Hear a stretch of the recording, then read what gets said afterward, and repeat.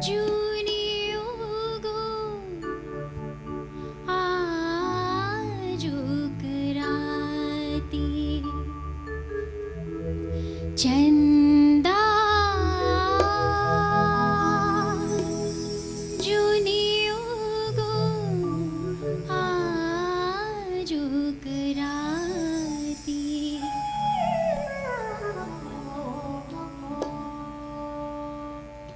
पिया के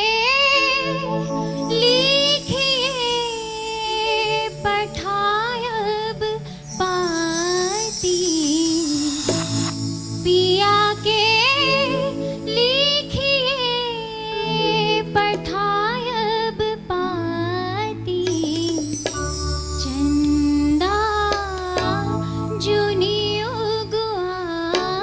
आजुकराती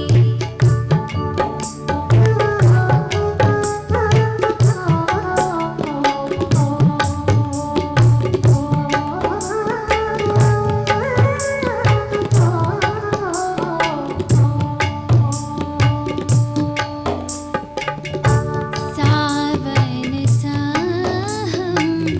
करब पीरे सावन साहम करब पीरे जते अभिमति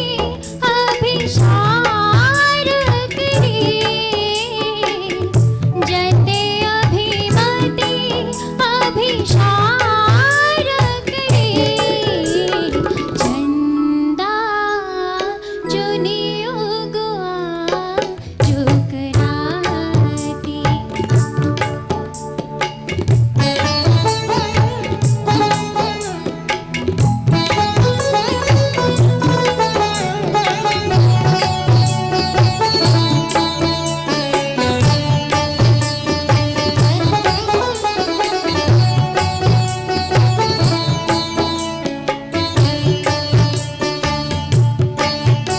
भन ही विद्यापति शुभ अभिसार भन ही विद्यापति शुभ अभिसार भल जन करती परक उपकार भल जन करती परक उपकार चंदा जुनियोगो आजुकराती चंदा जुनियोगो आजुकराती